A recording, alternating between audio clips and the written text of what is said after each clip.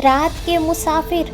अंधेरी काली रात एक सुनसान सड़क पर जहां भूले भटके कोई गाड़ी आ रही थी। अचानक मालिनी की गाड़ी ने धोखा दे दिया और मुसीबत यह थी कि उसे गाड़ी चलाने के अलावा उसके बारे में और कुछ नहीं पता था। अब उसे महसूस हो रहा था कि उसे रात के वक्त सफ़र नहीं करना चाहिए था। जहां उसके मोबाइल में सिग्नल नहीं आ रहे थे, वहीं किसी गाड़ी को रोकने से भी घबरा रही थी, क्योंकि उसे इस बात का डर था कि कहीं किसी से मदद लेने के चक्कर में वह कोई और मुसीबत मोल ना ले ले। तभी एक गाड़ी आकर उसके पास रुकी। क्या आपकी गाड़ी खराब हो गई? मालिनी, जी पता नहीं क्या हुआ है, स्टार्ट ही नहीं हो रही है, प्लीज़ आप देख लेंगे। सॉरी मैडम, मुझे गाड़ी के बारे में कुछ ज़्यादा मालूम नहीं है, लेकिन अगर आप कहें तो मैं आपको कहीं छोड़ सकता हूँ। आप कहाँ जा रही हैं? मालिनी, मैं दिल्ली से जयपुर जा रही थी कि गाड़ी ने धोखा दे दिया। अरे, मैं भी मथुरा जा रहा हूँ, आपको छोड़ दूँगा। मालिनी गाड़ी में बैठने से घबरा रही थी। क्या सोच रही हैं? घबराइए नहीं, देखिए मैं एक शादीशुदा आदमी हूँ और आधी रात में सुनसान सड़क पर कुछ भी हो सकता है, प्लीज़ आ जाइए। मालिनी के सामने और कोई चारा नहीं था, इसलिए वह गाड़ी में बैठ गई। मेरा नाम विशाल है, मेरा कपड़ों का शोरूम है और मैं अपनी बीवी को लेने मथुरा जा रहा था। असल में बच्चे छुट्टियों में नानी के घर गए हुए थे, अब उनका जी भर गया, इसलिए बुलावा आया है कि लेने आ जाओ। मालिनी, मेरा नाम मालिनी है और मैं एक फ़ैशन डिज़ाइनर हूँ। एक फ़ैशन शो के लिए जयपुर जाना था। मैंने सोचा कि अभी निकलूँगी तो सुबह होने से पहले पहुँच जाऊँगी, जिससे मुझे तैयारी के लिए अच्छा समय मिल जाएगा। लेकिन विशाल, आपको इतनी रात को नहीं निकलना चाहिए था। वैसे भी यह रोड सही नहीं है। इस रोड पर पिछले कुछ दिनों में कई लोगों की हत्या हुई है, आपने तो सुना ही होगा। मालिनी विशाल की बात सुनकर घबरा गई। यह बात बताते हुए विशाल की हल्की सी मुस्कुराहट ने उसे डरा दिया था। गाड़ी का एसी ऑन था, फिर भी मालिनी को पसीने आ रहे थे। विशाल, मैंने सुना है कि वह कातिल लोगों का गला घोंटकर उन्हें मार देता है। आज तक पुलिस को कोई सबूत नहीं मिला। मालिनी, प्लीज़ आप ऐसी बातें नहीं करें, मुझे डर लग रहा है। विशाल हंसने लगा। आप जैसी बहादुर लड़की रात में अकेले सफ़र कर रही है, उसे कैसा डर? मालिनी, देखिए, यह मेरी मजबूरी है, यह मेरा पहला प्रोजेक्ट है, इसलिए मैं पहले से तैयार रहना चाहती थी। विशाल अब फ्लर्ट करने लगा था। आप भी कहाँ फैशन डिज़ाइनिंग में पड़ गईं? आप जैसी सुंदर लड़की को तो मॉडल होना चाहिए, सारे शोज हाउसफुल हो जाएंगे। मालिनी विशाल के बदलते मिजाज को देखकर थोड़ा सतर्क होने लगी। उसने अपने बैग में से पानी की बोतल निकाली और पानी पीने लगी। विशाल, प्यास तो मुझे भी लगी है, क्या आप मेरी प्यास बुझा देंगी? मालिनी, क्या मतलब है आपका? विशाल, मेरा मतलब है कि मुझे भी प्यास लगी है, प्लीज़ अपनी बोतल दे दीजिए। मालिनी, आपकी अपनी बोतल भी तो रखी है। विशाल, उसमें वो बात कहाँ जो आपकी बोतल में है। मालिनी, देखिए, मेरे साथ ऐसी बातें मत कीजिए, नहीं तो मैं गाड़ी से उतर जाऊंगी।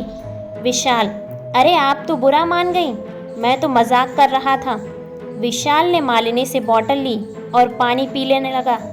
मालिनी को उसका व्यवहार अजीब सा लग रहा था।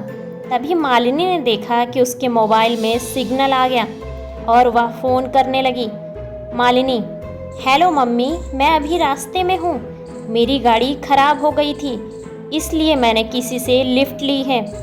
नहीं मम्मी, घबराने की कोई बात नहीं है, मैं ठीक हूँ, मैं जयपुर पहुँचकर तुम्हें फ़ोन करूँगी। मम्मी से बात करके मालिनी की हिम्मत बढ़ गई थी। अब वह खुलकर विशाल से बात करने लगी। मालिनी, आपने तो मेरा सारा पानी ख़त्म कर दिया, अगर कोई ढाबा या रेस्टोरेंट दिखे तो रोक देना, पानी की बोतल ले लेंगे। विशाल, आपने जो ड्रेस पहन रखी है बहुत सुंदर है, क्या आपने ही डिज़ाइन की है? यह बोलते हुए विशाल मालिनी की मिनी ड्रेस को ऊपर से नीचे देख रहा था। उसका इस तरह देखना मालिनी को अच्छा नहीं लग रहा था। मालिनी विशाल का ध्यान भटकाने के लिए उससे इधर उधर की बातें करने लगी।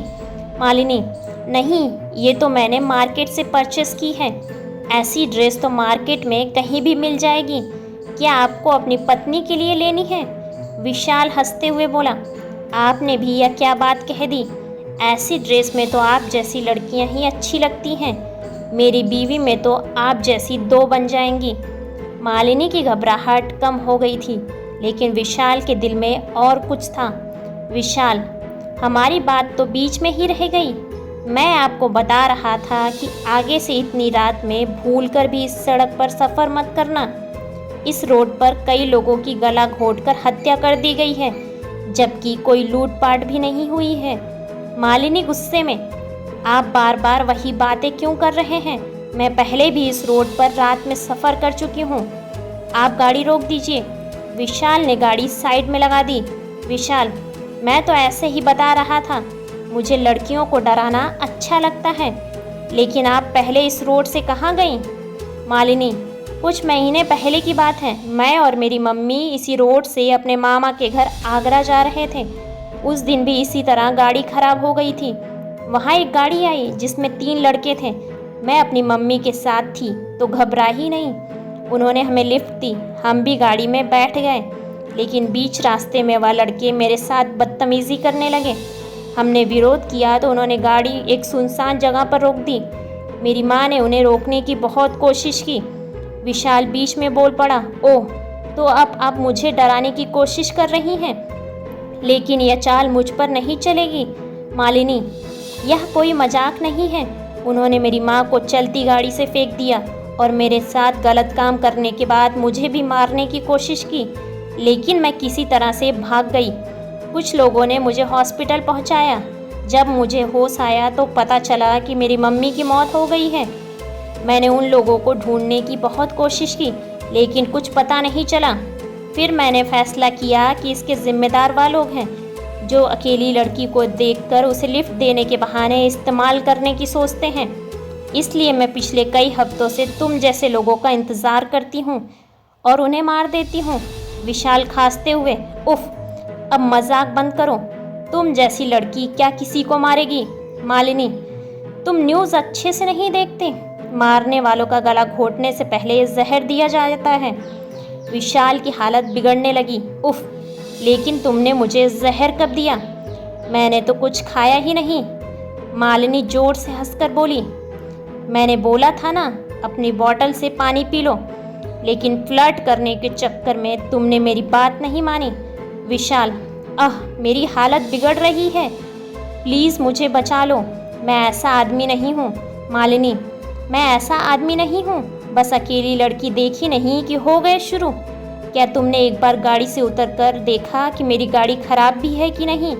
तुम्हें तो बस मुझे अपनी गाड़ी में बिठाने की जल्दी थी। क्या तुमने यह देखा कि मैं एक शो के लिए जा रही हूँ और मेरे पास एक छोटे से बैग के अलावा और भी कुछ नहीं था? क्या तुमने मदद करने से पहले एक बार मेरे घर वालों से बात करने के बारे में सोचा? नहीं, क्योंकि तुम रंगीन सपनों में खोए हुए थे कि कब मैं मानूं और तुम गाड़ी किसी होटल ले चलो। जब तक मैं जिंदा हूँ तुम जैसे लोगों को उनके अंजाम तक पहुँचाती रहूँगी। इतना कहते ही मालिनी ने हंसते हुए अपने बैग में से एक मोटी रस्सी निकाली। विशाल असहाय पड़ा यह सब होते हुए देख रहा था। धीरे धीरे उसकी आंखों के आगे अंधेरा छाने लगा। ऐसे ही बेहतरीन कहानियों को सुनने के लिए वीडियो को लाइक और चैनल को सब्सक्राइब करें और अपने विचार कमेंट्स बॉक्स में कमेंट्स करके हमें ज़रूर बताएं। धन्यवाद।